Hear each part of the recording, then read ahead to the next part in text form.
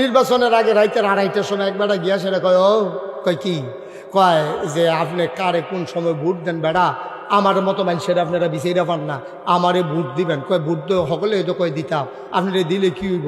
কয় দরজা এই রাস্তা তো ফাঁকা করাম করা, একবারে দরজার ফইডে বেড়াইয়া ফিস দিল্লা কালা কুড়ালা।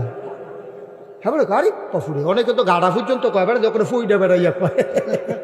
এত অজ্ঞান তো পাইছিলাম না জীবন, এবারে বেশি অজ্ঞান না।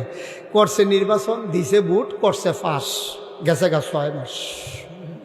হ্যাঁ বেড়ার বাইক বুড়া বেড়ায় গেছে, গিয়া সেটা কয়, ও চিনছেন নি? কয় তা খেয়াল রাখতে পারি না, বয়স হয়েছে তো। কয় নির্বাচনের আগে তো সব খেয়াল রাখতে পারে না, তো একটু সমস্যা হইবই। তো কইতেছে, কয় কি সমস্যা কি? আপনি না আমরা গাড়াত দিয়া কইছিলেন, ঘুমেরতে ডাক দিয়া তুললা, আমরা ঘরের দরজাত বিলে কি তা ঢালবেন, ঢালেন টালেন না দিয়ে। কয় কবে কইছিলাম? কয় নির্বাচনের আগে।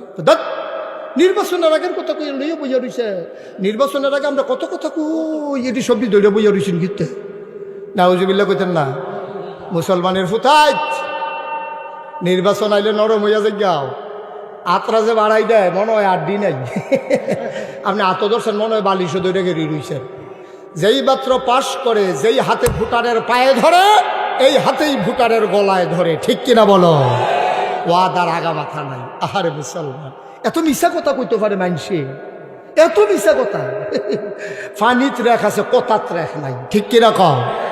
এই মিশা কথার উপরে আমার মনে হয় ট্রেনিং হয়েছে, এবং উনি 6 মাস কোর্স করে আসছে। সি সি সি সি সি একেবারে টপ টু বটম, একেবারে উপর থেকে শুরু করে নিচ পর্যন্ত বাংলাদেশের সর্বপর্যায়ে মিশার মনে একটা সয়লাভ চলতেছে। এত বাটফা, এত সিচার করতে বাংলাদেশ হইলো, এটা মাঝে মাঝে আমিও টেনশনে করে থাকি। শেষ পর্যন্ত আমি হিসাব মিলাইয়া দেখছি, আমার মনে হয় বাটফার সিটার বিমানও করে নিতে লইছি, আজকা দুপুর ইয়া বাংলাদেশের বরাবর ইয়া ফুটে গেছে গা বলবো। নাউজুবিল্লাহ কন্যা কেন? জোরে কন নাউজুবিল্লাহ। আল্লাহ যেন হেফাজত করে, সবাই কনা আমিন। এই বাটফারের মেলের ভিতরে ফুটে গেছি আমরা। ঠিক কিনা কও? আল্লাহ যেন মাফ করে, সবাই পড়ে না আমিন। মুসলমান, আম্মাজান খাদিজা 1 নম্বরে বলে দিলেন আপনি ওয়াদা খেলাফ করেন না, 2 নম্বরে আপনি আমানতের খেয়ানত করেন না, আপনি কখনো আত্মীয়তার সম্পর্ক ছিন্ন করেন না, আপনি গরিব মিসকিন দরজায় এসে দাঁড়ালে কখনো আপনি খালি হাতে ফিরাই দেন না। কষ্ট হইতেছে আপনাদের? খুব গভীর মনোযোগ দিয়া খরগোশের মতো কান খাড়া করে শুনবেন। নবী যে ফেরত দেন নাই, প্রমাণ কি?